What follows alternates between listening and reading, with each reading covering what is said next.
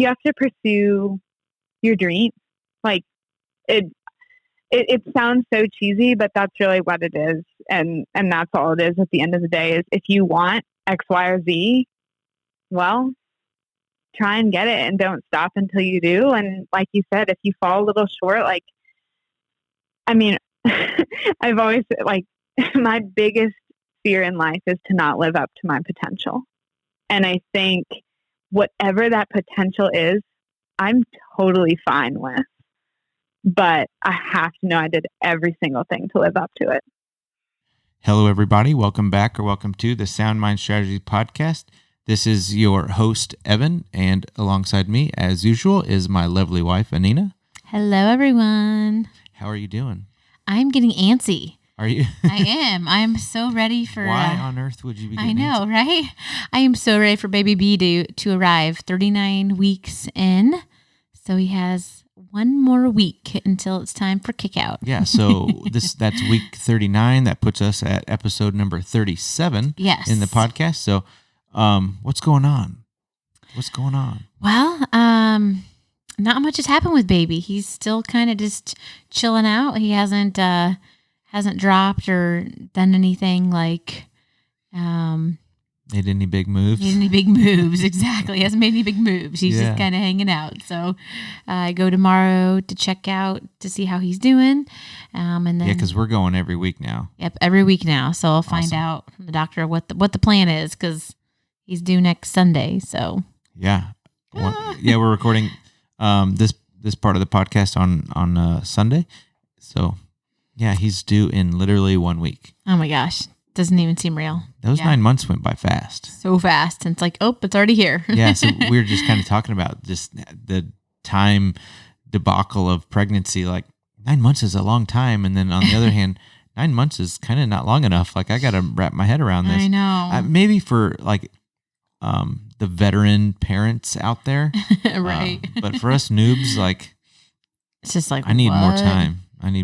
Agreed. I mean, it doesn't help that we threw a bunch of things there right at the crescendo. Like, hey, you know what? Let's move and let's start a new job but no, it's good. Hey, I wouldn't change it. It's a blast, and I love just like flying by the seat of my pants and praying and exactly letting God work it out, and just it's been fun. So. Totally makes for an exciting life. Well. I'm running out of pages in my baby book, the pregnancy guide for dads. For dads, yeah. So this must be another noob product too. Maybe other experienced dads will go through it a second time. I don't know. I've enjoyed it, so I highly recommend for fathers and especially new fathers. So it says baby's measuring around 7 to 8 pounds. Obviously, that's baby dependent. Mm-hmm. And then measuring between 19 to 21 inches in length. Pretty much stopped growing until delivery. I don't know, this kid might be 13 before he comes in. Right. No, everything's going well. Like you're feeling great. Let's see. Size of the watermelon. Watermelon, yeah. Yeah, pretty cool. A mini watermelon. Maybe not a full, I don't know. Organic, right? Sure. Yes. Yeah, non-GMO organic watermelon. Nice and tiny. Let's see mom stats. Baby's position may pinch nerves and as a result may cause more occurrences of that wonderful lightning crotch. Oh my gosh. Okay. I don't know. I'm just reading. It's a thing. Interesting. All right. Pinching on nerves. I haven't had that. Pretty good. Okay. And then all the other previous discomforts are continuing. Just basically taking up all the room and starting to push on stuff. So, right? Yep. Okay. It sure is. Sorry. We'll fast forward. How's your house? I'm loving it. It's so nice. I really like where we're at, and really getting settled in has been really, really nice. Starting to feel like home, getting pictures up and all that fun stuff. Yeah, about that. Oh, gosh. So I'm out doing a little guy shopping for the house, and I come back, and Nina's like, I made so much progress. I'm like, did you use a level? Because that one's crooked. I know. This one's crooked. And my friends came over and helped me hang, and We didn't have a level. We just eyeballed I'm it. sorry. I'm like really attention to detail and a little OCD on some of those things. So, but I am so thankful that you got to spend some time with a good friend and doing stuff. So I just got to make a few tweaks. And make a couple tweaks. I do right? like where you place things. I just thank you. straighten them a little bit. But no, I agree. The house has been awesome. And like already within just a few short days, like it literally feels like home. I mean, it's crazy. That just shows to me anyway that like God was definitely behind this. Oh gosh, He was orchestrating everything, and yes, I got a little bit of anxiety from it, but there was just this like undercurrent of peace because I knew who was in control. So pretty cool. Makes a difference. Yeah. So I digress on all that. So we've been talking about this for many weeks about wanting to bring on a guest for our show. And we kind of put the feelers out for a long time and I'll do that. Just let me know. And it was us getting things situated, but we finally made it happen. Yes, we did. So exciting. Yeah. So we've kind of been given a little hints on maybe about having the guest. So you want to tell everyone who our guest was and maybe a little bit about Definitely. So we had Hannah Finchamp on our show, on our podcast. And she's a professional mountain biker for the Orange Seal off-road team. Her passion for competition began when she was just 9 years old and racing as a triathlete. After she became the Xterra overall amateur world champion at ages 16 and 17, she moved to Missouri to attend college where she achieved 2 degrees and ultimately discovered her love of the mountain bike. She went on to become a 5-time collegiate cycling national champion, podiumed at numerous UCI Pro cross-country tour events, and competed as part of Team USA at the World Championship. When she's not racing, she uses her exercise science and athletic training degrees to help others reach their goals. She is a USA Cycling certified coach and board-certified athletic trainer. Her lofty future goals drive her day-to-day life as she relies on God to guide her on this path. Yeah. This woman is the real deal. She's legit. Totally.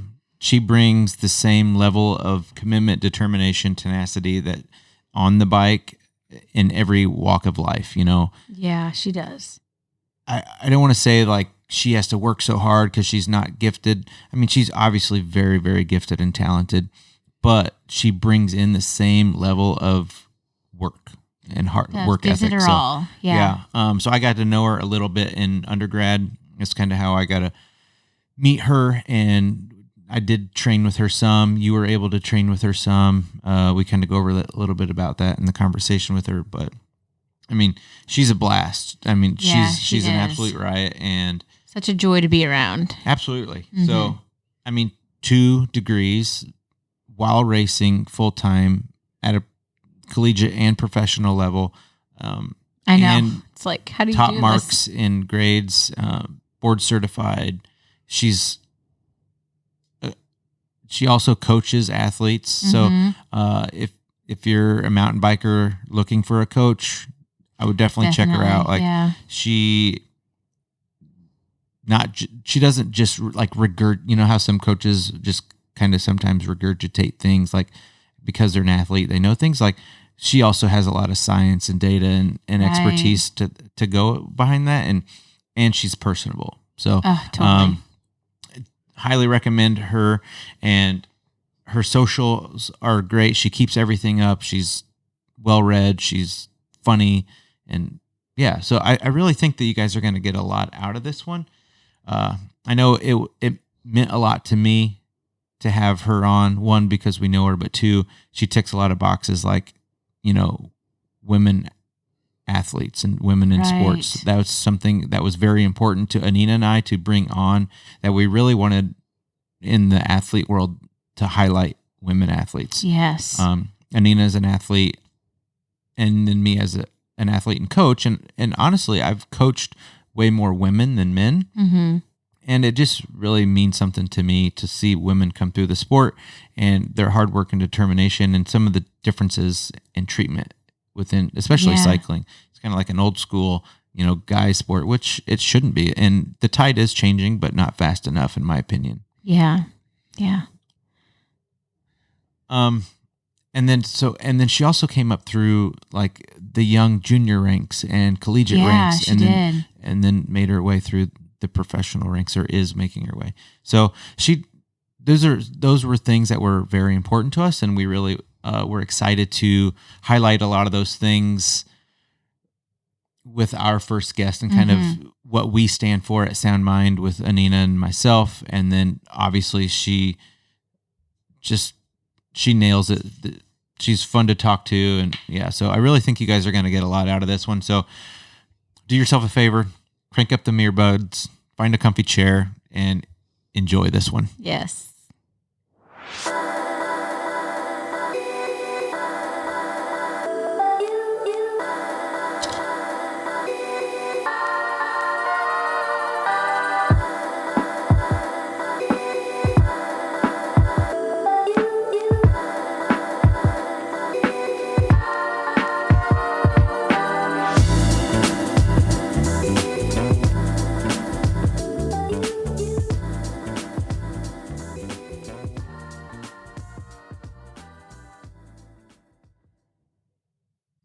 All right, so we have with us Hannah Finchamp.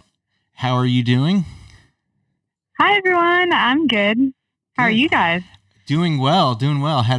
It's actually started snowing. Are you getting snow where you're at? We get snow tomorrow. Okay. So, yeah, and I've been in Sedona for 2 weeks. So it's a hard change being back in the snow now. Yeah, I've been watching some of your social stuff, and it looks like you just came off a really, really big and fun training block. Yeah, I love in the winter, like going to warmer places and getting kind of that like spike of joy from the sun, but also using the time to train really hard in warmer weather. So yeah, it was Sedona this year, and it was really fun. Awesome. I guess just to kick things off, you want to just tell us a little bit about yourself and maybe who you are, introduce yourself to the audience? Sure, yeah. As Evan and Nina already said, I'm Hannah Finchamp. I am a professional mountain bike racer for the Orange Seal Off-Road team. And I started racing when I was just 9 years old. I started with triathlon. How a 9-year-old gets into triathlon is obviously a little strange as well. But I always just really had like that love of competition and of challenging myself. So starting at 9, I raced triathlon, and by the age of 16 and 17, I won the overall amateur world champion title for Xterra off-road triathlon. And at the finish line of that Xterra, like at the time, my like, if you could meet any athlete, who would it be? That was Shawnee Van Landingham for me. And she was standing there at the finish line, and she said, "My manager wants to talk to you." So that was like such an incredible moment in my career. So that manager was with the Cliff Pro team, and I joined the Cliff Pro team for the next 7 years. And I went to college during that time. I swam on the swim team in college. I ran cross country. I rode for the cycling team, but ultimately I discovered my true love of mountain biking. So I've been a professional mountain bike racer for 4 years now, and that is where I see my future. That's really cool. Okay, so 9 years old. Right. I mean, that's pretty driven. Like, Totally. This is who I want to meet, and this is what I want to do. I mean, that's incredible. That is. Wow. I'm like, what was I doing at 9 years old? Yeah, like, okay, I want to rewind a little bit before 9. Like, what was life like, growing up with mom and dad? I mean, are you an only child? Do you have siblings, or what's that like? I have an older brother, so he's 6 years older than me, and he was in sports too. Like very good football player. He played football in college. So we were a sports family, but no one in my family did individual sports. So I was definitely unique in that way. Okay. Yeah. So basically what it was as a kid, I played all the sports. And even once I picked triathlon, like I still, I played competitive soccer. I competed in gymnastics. I did all kinds of theater and musicals. I played basketball in junior high. Like I really tried a lot of things, but yeah, it just really stuck for me. It started with when I was 9, when I found that out was when I found out that I loved triathlon was I was playing soccer very competitively as a 9-year-old can. Right. And I always would ask my mom, oh, like, can I get to the field early and run? Or can I stay after the game and run? Like, I just loved running. And I finally said, you know what? I want to go to a race. And my mom said, okay, fine. I'll take you to a race and you'll be humbled. You'll learn that you are not the fastest. So I went to this race and I took second. So I guess I was kind of humbled. Yeah, humbled. But, Second place. Super but it humbled. kind of filled me because I was like, okay, well, this was my first race, so clearly I can do better. You're right. And at that running race, I saw a booth that advertised for triathlon, and I just pointed to it and I said, that's what I want to do. I want to do that. And then I went to a camp, learned how, and that was the whole story. That's cool. So it's kind of like what I heard is kind of like that European model of sport, even though you're 9, that just try everything, do everything. Mm-hmm. And it sounds like you had parents that just exposed you to absolutely everything and let you do it. That's really cool. That is. Wow. Definitely. That's something I'm incredibly grateful for, is I feel like in my life, every opportunity I've wanted to pursue, I've at least had the chance to dip my toe in that. Mm-hmm. And I just think that choice and opportunity is one of the most valuable things as people that we can have. So even to this day, I feel like out of all of the things in my life, I value opportunity as one of the highest things. That's really cool. Yeah. So a lot of people may or may not know, but where you and I actually met was in undergrad at Lindenwood. Mm-hmm. So here you are, this professional mountain biker, and I'm coming in to finish out my undergrad at 30 years old. And I'm like, who is this? And why is she so good? And like, I got to know you, I guess, a little bit on the academic side, almost really before the athletic side. And I was like, and then I kind of realized like you took your academics just as serious as your athletics. Like, I mean, it was like every quiz, every test, every assignment was like world championship race. I mean, it was full bore every time. Like I love it. It was it was fun. Like that's kind of how we got to meet and kind of develop a little bit of a connection of like, we both took it super serious and like everything had to be, there was no mistakes. And I got to see. Yeah, I think we bonded over that because you were exactly the same way. Right. Mr. 4.0. So it was like, okay, well, if I was going to be a group project, like I need Evan in my group project because he's the only one that understands how important this is. Well, yeah. I think, I'm coming into it at 30 years old and I'm like, don't mess this up. Right. and you're on the other side of it, like just going through the normal steps of life. And yeah, I was like, okay, we connect on this. Like we're going to get good grades. So. Right. Yeah. That's awesome. And then I know you introduced us. We did a ride together and totally blew me out. I don't really want to talk about those rides because those were literally some of the hardest rides in my life. Like, I'm like, okay, not to be the typical male here, but like I was the one guy in this group of 3 and I'm just getting my butt handed to me. I'm like, this is not right. I know about that. Anina was always the one who had these super crazy interval sets going into every group ride. It's like, okay. I know you guys were so kind to come along with me. Torture ourselves. Yeah, I think we all laid foundation for a very good season that year. So I'd say I totally agree. Yeah. I know. I knew right from the beginning. I was like, oh my gosh, like this Hannah girl, she is amazing. Like I wish her and I could train together more. Like she really pushes me. This is great. Like, wow. Absolutely. So you said you spent 7 years with Cliff Bar? Yes. Is that right? Yeah. Okay. 7 years. So, and now you're with Orange Seal. I mean, I don't kind of walk us through that whole transition. It seemed like everything with Cliff was really good, and but you look really happy with Orange Seal. What caused the change?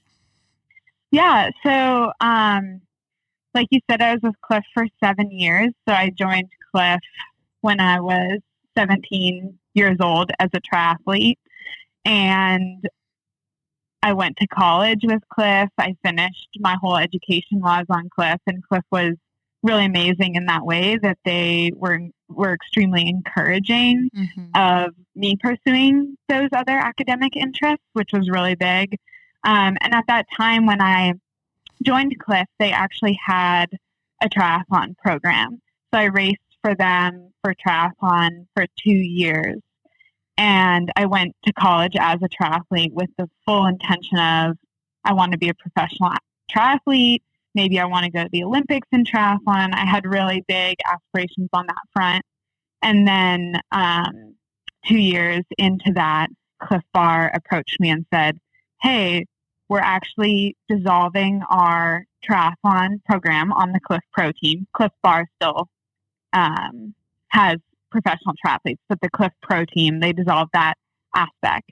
Okay. And they said, but you're still so young that if you'd like to become a member of the mountain bike squad, we'll support you as you make that transition.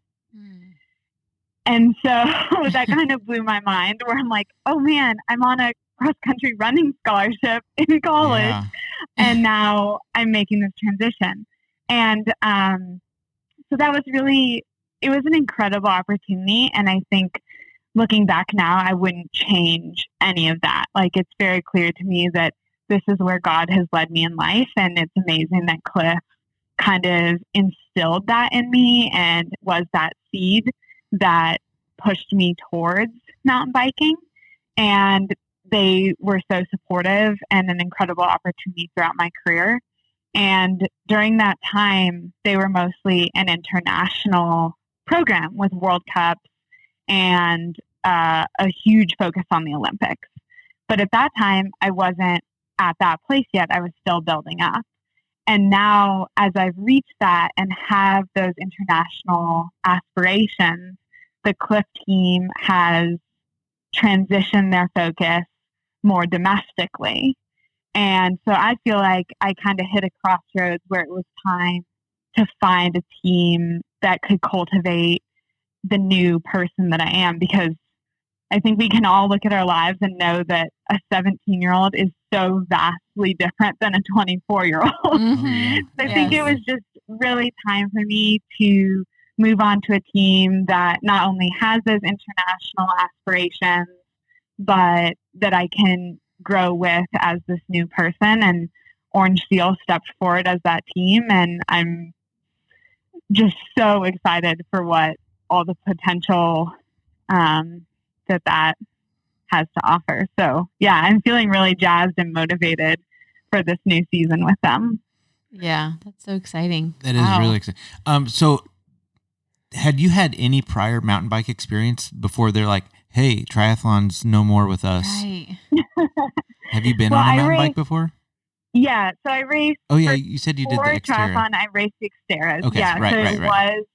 was mountain biking, and then as a part of my quote unquote training for the Xterras, I raced NICA. Okay. So I had raced mountain bike races before, and I think NICA was a huge part of me falling in love with mountain biking. That was a reason that I picked a college that had a mountain bike team. So it was amazing kind of how all those pieces fell into place. But I mean, in comparison to these World Cup races, those mountain bike experiences were very small. I mean, I love Xterra, and those courses are challenging, and that there's a ton of climbing and all of that, but it's still a triathlete's course. Okay, right. So going to some of these World Cups for the first time, I was in so far over my head. And I think that was the biggest humbling experience of my life, of standing on some of these courses and saying, I don't actually deserve to be here yet. But it's an experience I would never go back on, because now to stand there and to actually feel like I deserve it is like, it just feels so much better to have seen both ends of the spectrum. Yeah, man, what an opportunity too. It's like there's so much growth. Sounds like that has happened. Absolutely. Yeah.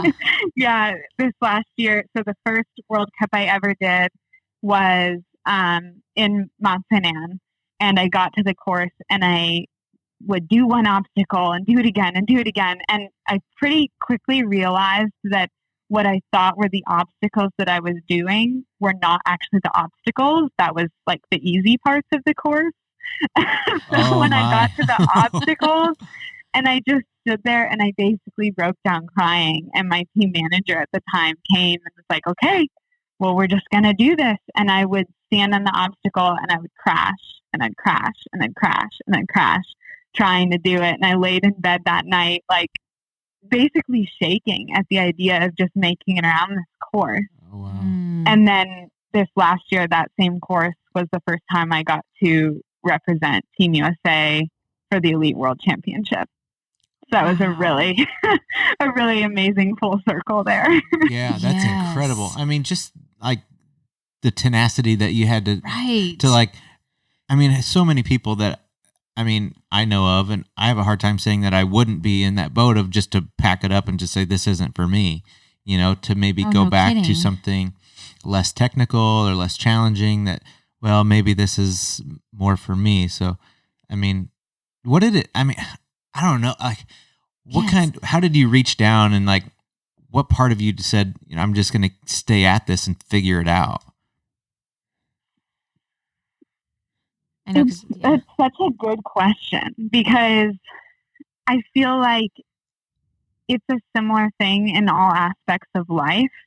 Like you said, like every assignment in school is like the world championship. It's almost just that feeling of I'm going to do it because I know I can. And that's all that it took. And it's kind of funny to say that, because when you're crashing, it's like, well, really, can you actually do it? Because I haven't seen you do it yet. Right. But I really think that I really truly believe that we're all capable of achieving these certain benchmarks. I mean, I'm probably never going to break a 4-minute mile, so I'm not advocating for like, we can all do everything. But just like, I don't know, just looking at some of those obstacles, knowing, hey, I am a mountain biker. I've gotten to this point.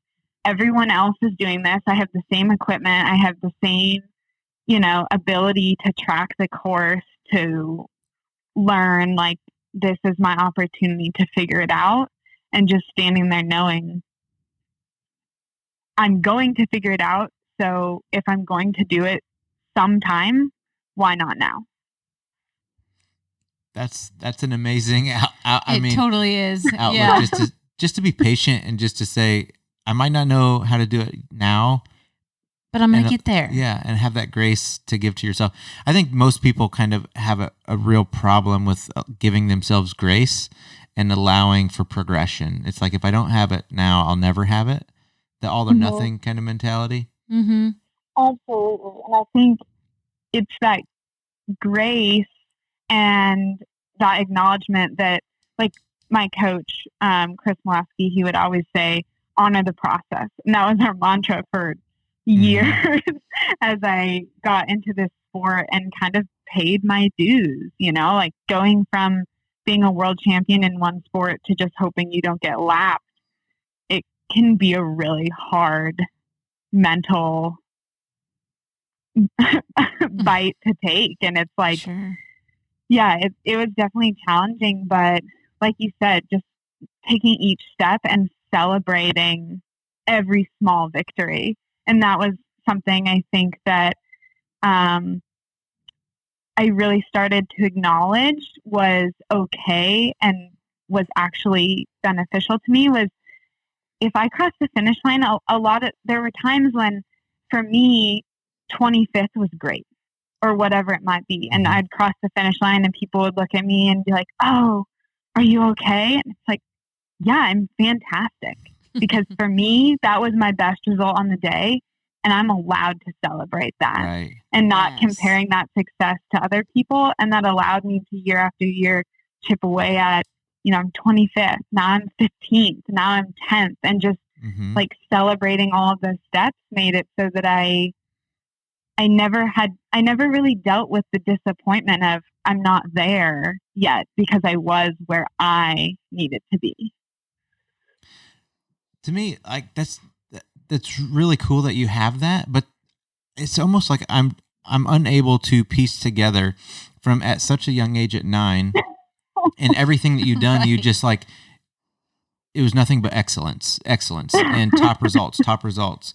And then all of a sudden now, like, but then as soon as you had those, I don't want to call them failures, but just the hardship moments in sport, like you instantly allowed grace for yourself and like, okay, this is the process, this is the steps, and just like, and then chip away and be okay with it. Like you just, that's so unique. Like you don't see that. Like I think so many people that display excellence at such a young age, as soon as they're met with obstacle, they just pack it up and quit. Or you have the flip side, the people that just know to chip away because they've always had to chip away. Right. I mean, just to be able to make that switch instantly, I think is, I don't know of anyone else that comes in my mind that is like that. Yeah. I think for me, a lot of it was because of, well, one, the support that I had around me and having a mom that said, you're going to this race to humble you, So right. For me, I learned at a very young age, like something she would say to me and not like out of positivity, she would say this and encouragement is there is always someone faster. So even when I would win a race or stand on the podium, I mean, it's not like I'd be standing there on the podium. She'd be like, there is someone fast, like, not like that, but just that understanding that like, there's someone who didn't show up to this race today that can beat you. Like, so just that idea that there's always someone faster kept me in a mindset that I was really always racing against myself. So I really don't remember a time when I looked at a result on a page and thought, oh, I'm starting at the bottom now. It was more just, I'm starting a new challenge. And I think it was a lot easier also because I was starting this challenge, easier and harder, because I was starting this challenge against people who were Olympians. Right. Yeah. So I would look at those results and I would say, well, if winning this race means I'm beating an Olympic medalist, then I suppose it would not say very much for the sport if I could come in on year one and beat them. So I think to me, it was encouraging and showed a lot for what the best in the world can do, that I was, so far back on that list. But then for me, seeing that challenge and seeing my repeated improvement, I felt like I still was just continuing to see success. And it really wasn't until the improvement got smaller that I think it got mentally harder. And that's where I think like working with Anina was really helpful of just like working through those emotions and those feelings of maybe I'm not exactly where I want to be, but how can we make this where I want to be, basically. Yeah. That's incredible. So you kind of mentioned there working on mindset and stuff like that is, has that been something, have you had a practice of that kind of prior? Was that kind of new to you? It was pretty new to me working, with Anina. Like obviously in school, I had some of that training just with my major, but nothing in the realm of what Anina and I worked on. And I think having that accountability also to work on it is huge, because for some reason to do these things that take 5 minutes a day is like so incredibly challenging, even though we dedicate, 5 hours a day or 8 hours a day or whatever it might be to these certain tasks. Those 5 minutes can be so hard, but having that check-in every week, like, okay, did you do your homework? Was so Right. helpful. And it was a really great experience because it not only helped me work on the things that I knew I needed to work on, but it helped uncover things that I had no idea were actually hurting me is a bad word, but yeah, hurting me, Yeah. Like one of the things that I think about all the time was, for me, one of the hardest things that I would encounter is that stress on the start line. And so talking with Anina and figuring out, okay, how can we get in this place where you're comfortable on the start line? And one of the things we established was kind of pulling into myself, and I would literally I had like a visual thing. I would like touch my bars and say in my mind or out loud each person that I knew I had cheering for me that day. And I still do that, and that's like a part of my routine now. And I think just that repetitiveness and doing that every time reminds me, like, I'm not in this alone. I got this. We're calm, and it's really changed how I start races. Ah, that's so amazing to hear. I know. And I'll just say, like, wow. I mean, yeah, you definitely put so much work into it, Hannah, too. It was amazing to see, like, yeah, when you like took the challenge and ran with it, like the results that you had, and just seeing how you just continually grew, just in your confidence and your strength. I mean, it was amazing. It was amazing to see. And I'm like, if I could just replicate more Hannahs and have that'd be amazing. That'd be awesome. I was like, she's like the amazing, like amazing drive to keep pressing on. And so it was really cool to see that you were willing to try some of these different things too, that sometimes can seem kind of unconventional, or like, what are we doing here? Like, but just shows you like so much of the power of the mind, right? Of how you really can change. Completely. And I think it shows you too, just that, like, a lot of what we talked about since what I do is racing was that confidence and finding that confidence.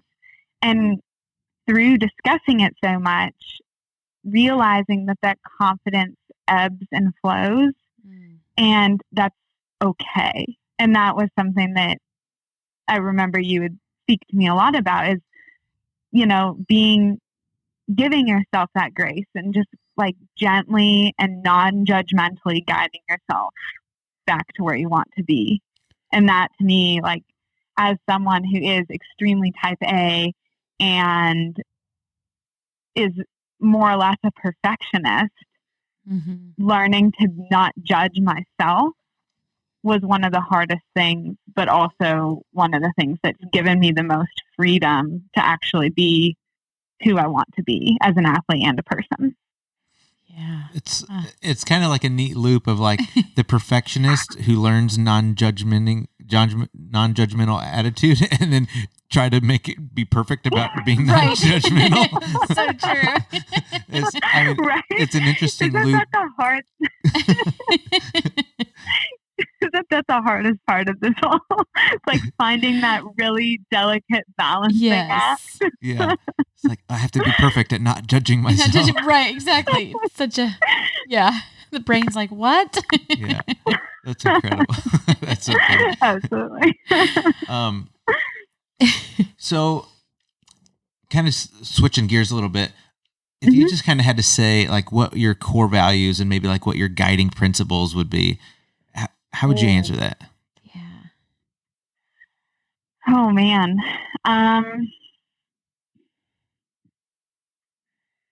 Well, like in life or in sports? I think just in general. I don't know. I mean, let me know if I'm wrong, but maybe you can have them both ways. I don't know. Yeah. So I guess whatever you feel is right for you.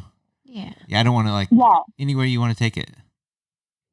No, definitely. I think that there's a lot of ways I could answer this question, because I think for me, so much of my life is structured around dedication, or, if you put enough work into something, then you will succeed, or, there's a lot of things like that I could try and make up some really cool quote that no one has ever thought up before. But, man, on the spot, it just kind of go back to earlier this year, someone asked me the question at the end of all of this, at the end of sport, whether it's at the end of sport when I'm hanging up my bike for the last time, or life, or wherever my career takes me, what do you want to be known as? Like, when someone says your name, what do you want to be known as? And in this conversation, I remember thinking, like, well, I want to be the fastest. I want to be remembered as the person who won, like, duh, And then I thought, well, maybe I should put some thought into this. And like the minute I hung up the phone for that conversation, it was just so clear to me. At the end of the day, I want to be known as the person who loved God and loves others. So I think that if I had to pick one thing that guides my life, that would be it. And I hope that all the things that I'm dedicating my life to can help inspire that. Yeah. Oh, that's so beautiful. I love hearing that. Oh, yeah. Like, so as someone who aspired to kind of do what you're doing, but I came into sport a little late and not enough talent. Like, I kind of battled because I would just go through that, like, well, what if I could be a professional athlete? And same thing. Cycling is kind of where I would want to be. It's like, how can I, live that Christian life or share faith? Am I doing enough work through athletics? Is that enough, or do I need to be out? How do you balance that, training a lot? Because you have to devote a lot of time personally, like in your training, and then you have to recover well, you have to eat well. Everything is very meticulous on, especially at the pointy end where you're at in sport. How do you find that balance? Yeah, it's challenging. I mean, cycling is a very selfish sport, and I don't think the word selfish has to have a negative connotation, even though it does. But yeah, I mean, that's one of the hard things at the job it's the dream job to just get paid to ride your bike. But at the same time, it is 24/7. Like, and that's something I've realized in this last year as I've gotten closer towards the pointy end of the field, as you said, is just like, man, when 1% separates first from fifth, what is an hour of sleep? What is, and you start realizing I am working when I'm sleeping. I'm, like you can almost fold work into anything in this lifestyle.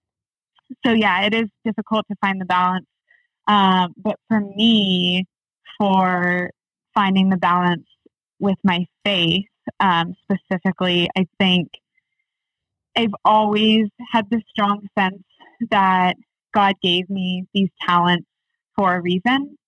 And when I use them, I believe that I am using them for His pleasure and His glory. And I just continually pray for boldness within that. And there's a lot of there's Athletes in Action, which is an organization that really helps athletes with that and helps bring faith into sport, which has been a really cool thing that I've connected with this past year. But also, I think you guys actually talked about it in a recent podcast of like, what talents do you have that could help certain causes? Like, I think you were talking specifically about the fires. And that made me think like, well, this is my talent. And so really, I mean, it's beneficial for me too. So, it's kind of, I guess, a symbiotic relationship, but the better I do, the bigger platform I get. Oh, absolutely. And I just hope that as I gain that platform, I can step aside to point to the things that matter to me most. So specifically my faith in God and Christianity. But, then there's tiers below that. I want to give credit to all the people who have helped me and whatever's on my heart as the years come. That's a really cool way to look at it. It's just like, keep doing the work because, it does give you a platform. I mean, we do live in a social media age, and the better people do, the bigger audience you get. So, no matter what you're doing. So, I think that's a really cool way to look at being able to use your gifting and talents in sport as a platform to speak about where your heart really lies. That's absolutely. Yeah. Well, I know, just in hearing, from your childhood, where kind of your upbringing and how you got to where you're at now. And, like life sometimes can be seen as like all these different, different chapters or different series that we go through. And, Evan and I were talking and we're like, we wonder, if Hannah were to, write a book about her life right now, or think about what chapter she would call this, point in her life. We're just like, I wonder what she would call it. So we're really curious. It's like this new chapter in your life. Just what would you call it if you had to name it something? Oh my gosh. You guys and your challenging questions. If you had a billboard, what would it be? These are so hard. Man. Well, that's the next one. We'll scratch that one. Yeah. Right. Oh, good. I'm glad I called you out. Oh, man. It's funny because, I'm just going to go with the first thing that came to mind. Yeah. Perfect.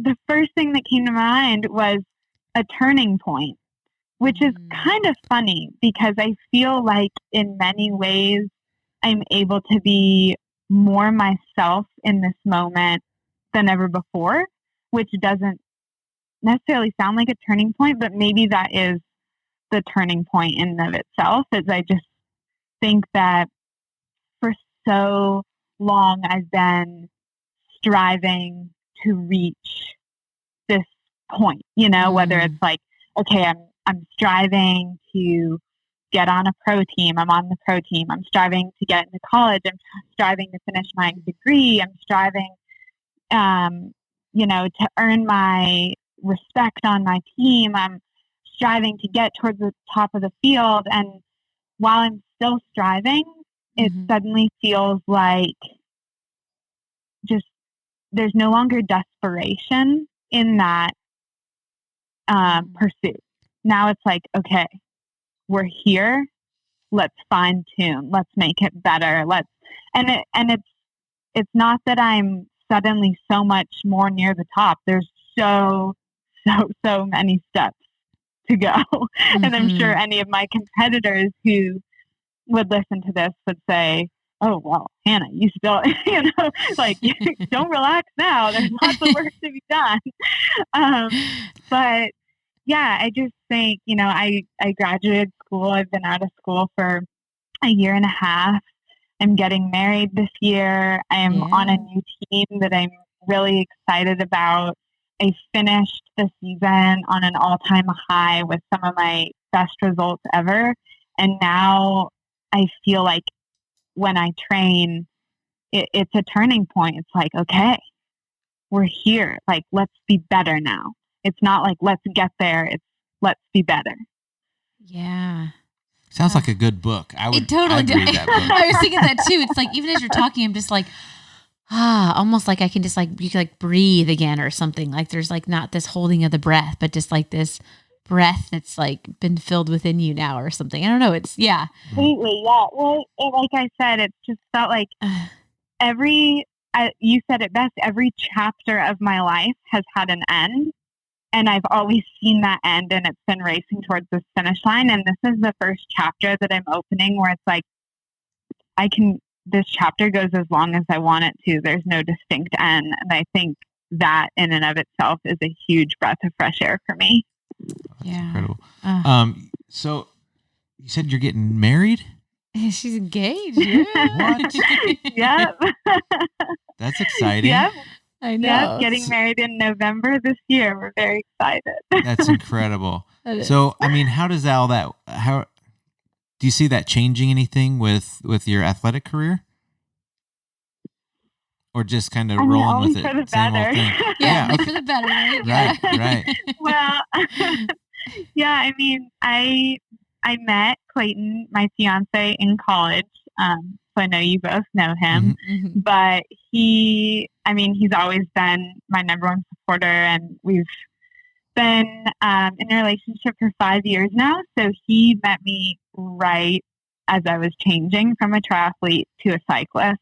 So he's really gotten to see that whole transition of, being in the back of the pack to moving to wherever I claim to be now. And he's just been my number one supporter for all that. And he races also, so we share that love. And he travels with me, trains with me. He is 100% my bike mechanic. I don't know what I'd do without him.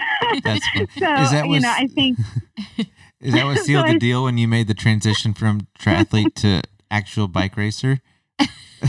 Well, we always joke because when we first started dating, the only way he could actually get me to go out on a date is like, okay, let's make it a bike ride, because then at least you feel like you're accomplishing something during our date.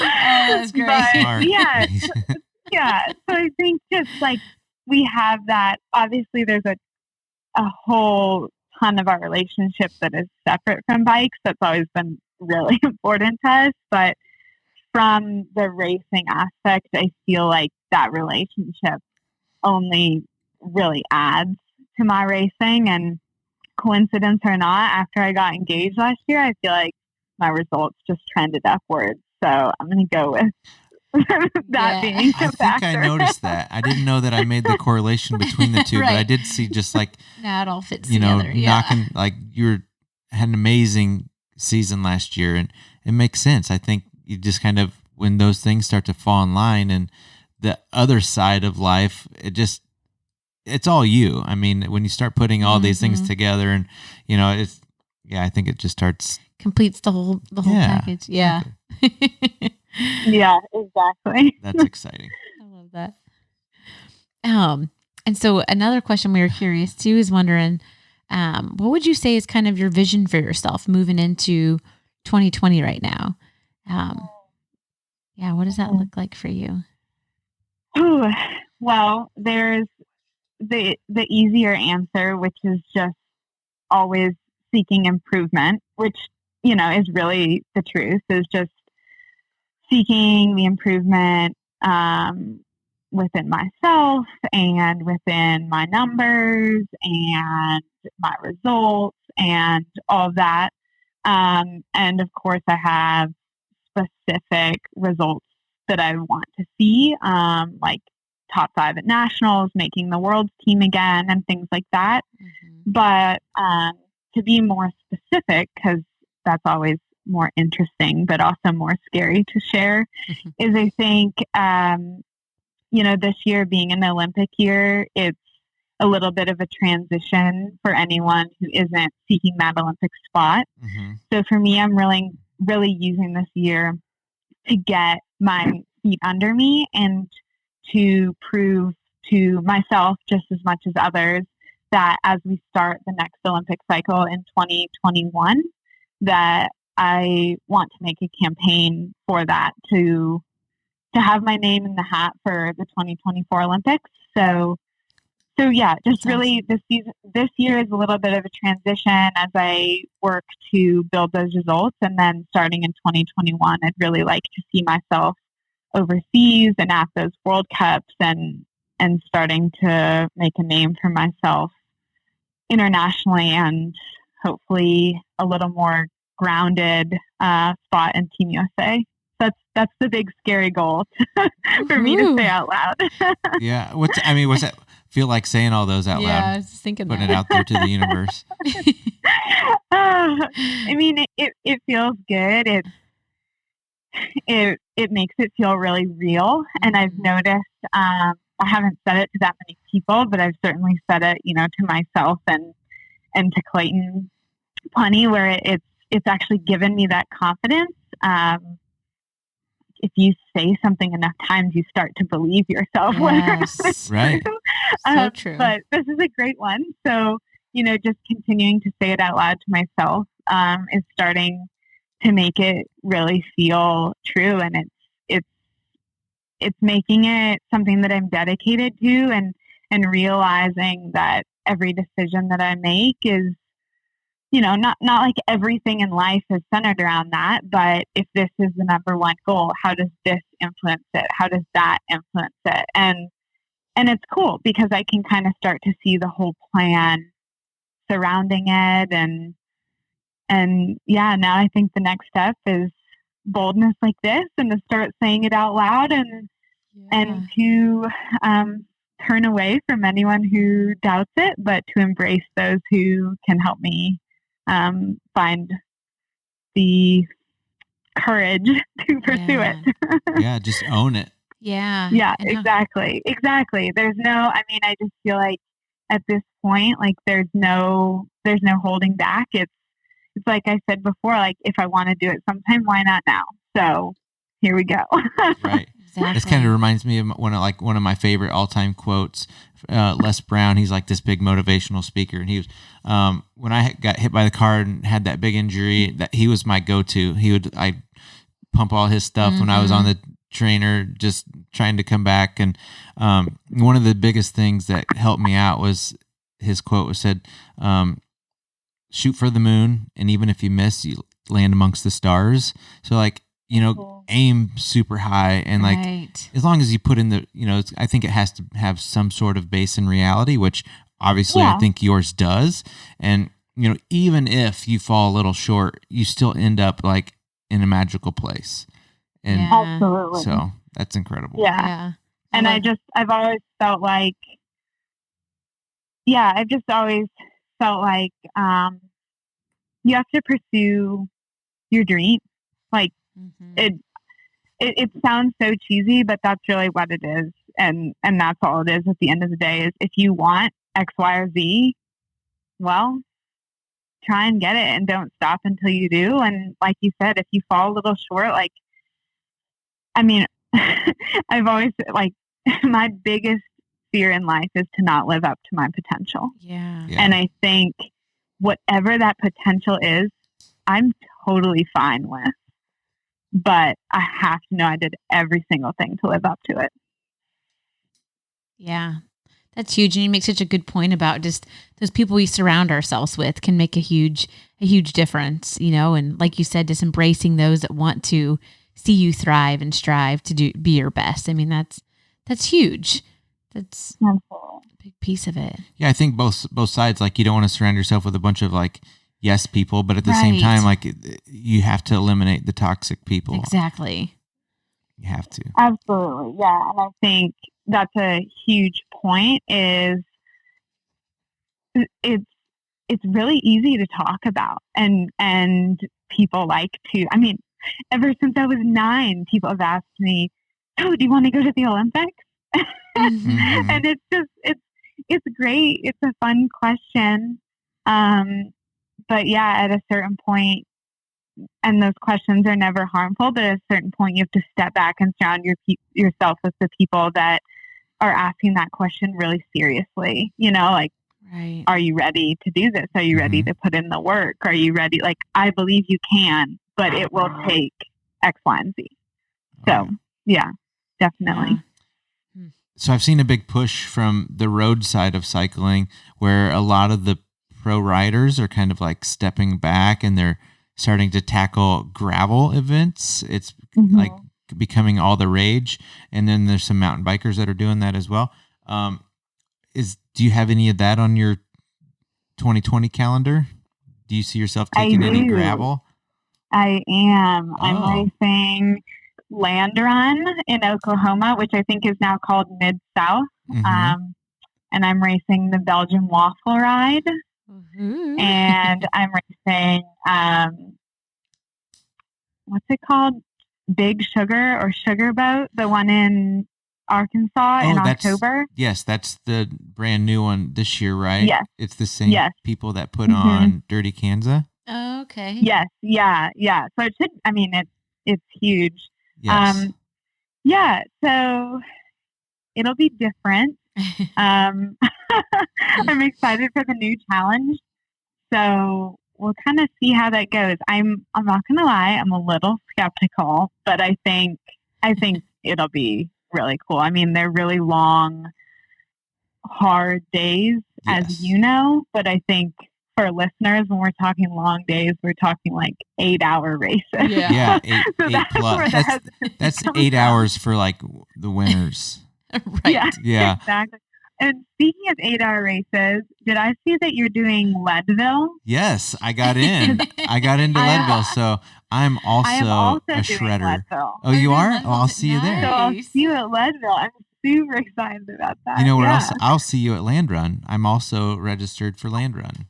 No way. Yeah, so excited. Awesome. Yeah, so we'll have a little gravel and little mountain bike. I guess it's kind of like gravel on a mountain bike for Leadville, from what I've heard. But but yeah, I'm super excited. So maybe we'll catch up and I don't know if Anina's going to try and make the trip.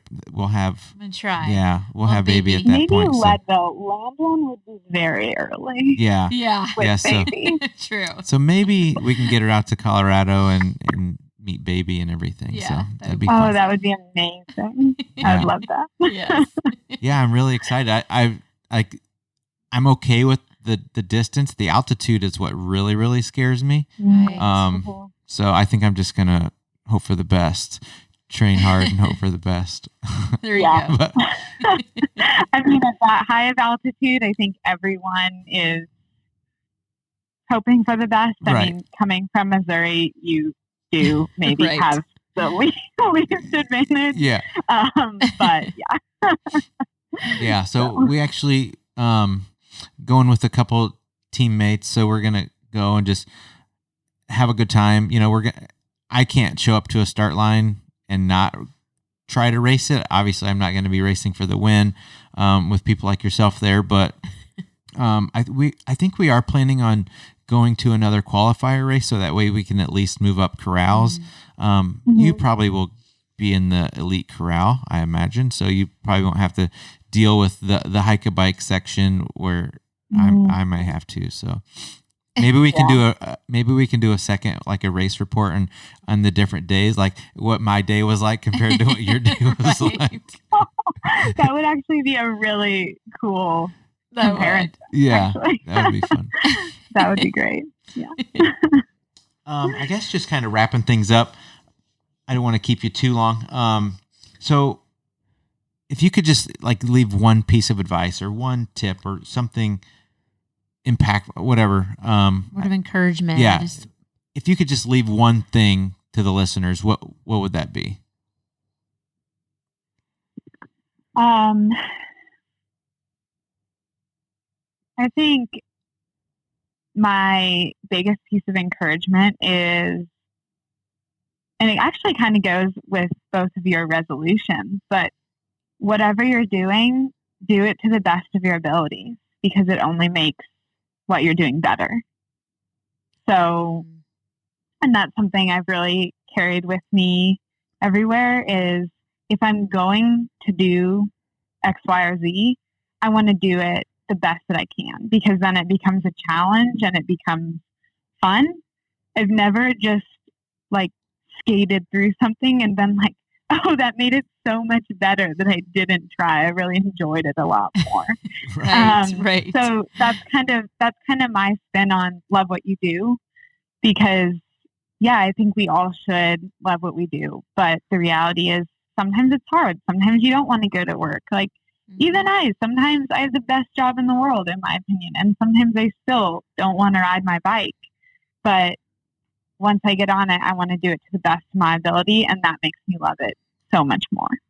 Yeah, we've seen those posts like, I got a 4-hour ride today and it's 40 and raining or 35. Exactly. It's like, but you still shove yourself out the door and do it. And then you come back and you're happy you did it. Right. Maybe after you warm up and take the hot shower, but exactly. And sometimes it's just as simple as, really forcing yourself to come up with a few good things that came out of it. Oh, right. Yes, sometimes you will. Like, I've definitely come home from rides, and I'm sure people can relate this to their whatever office job or whatever else you do. Is you come home and you're like, that was a terrible day. I did nothing right. But if you sit there and you force yourself to come up with something good, you can. Like, even if it's just, I finished it, that is an accomplishment. Like, when everything is that challenging, it is an accomplishment to finish the day. And once again, kind of finding that, not being judgmental of yourself, and finding that grace and celebrating that small victory of, it was really cold or it was really miserable and I still did it. Like, give yourself a high five and then try and do a little bit better tomorrow. Yeah. Yeah. I mean, let's be real. Like, quitting is an option. I mean, True. not doing it, quitting is an option. So just to say I stuck it out, like, kudos to me. That's cool. Yeah. And then you save that, like, these are one of the things that we talk about. It's like you save that ride or that hard day at the office and you put that in your mental cookie jar. And the next hard day, you're like, remember that time? And I did it. And I felt so good afterwards and I felt accomplished. And then I can think back of, my competitors or the other people that were fighting for that promotion for, like, they didn't do that. And so that's my one up. That's my, that's what gives me my strength. Right. Exactly. And there's always going to be, like, there's going to be a day on race day or on performance day or whatever it is that you don't feel great and things aren't perfect. So like you said, like, building up that bank to pull out of, to know, like, oh, well, I have done this before when it felt like this before and I still did it. That's huge, to be able to reach into your back pocket for that experience. Mm-hmm. So, yeah. Yeah. That's really exactly right, man. Well, I guess let's land this plane. So thank you so much for coming on and speaking with us. Yes. Before we sign off, where can everyone find you at? Because I know you got a lot of stuff going with social, and you do an excellent job with your social media. So where can people find you? The best place to find me on social media is on Instagram. And I post I do training tip Tuesdays, and I post a lot about what's going on in my life as a professional mountain biker and stuff. So the best place to find me on Instagram is at Hannah, HANNAH _ Finchamp, FINCHAMP. So yeah, at Hannah _ Finchamp. And then the best place to follow my racing, I do a blog after every race and kind of give the insight to what I'm thinking out on course, would be on my personal website. So www.hannahfinchamp.com. That's fantastic. Yeah, I encourage everyone to head over there and follow and subscribe to all her stuff, because she does put out amazing content, and I'm always motivated when I see her stuff. So when I'm not having a great day and I need to get on the bike, I just check her stuff out. Tune into Hannah's. I know. And seriously, like, your blog is amazing. I feel like I'm like there with you in the moment. Like, the way you describe it, it's just like, wow. It's great. Thank you guys. That really means a lot. Awesome. Great. All right. Well, thank you so much for coming on. And I guess, as always, go forward in power, love, and a sound mind. Thanks. Bye. Thank you.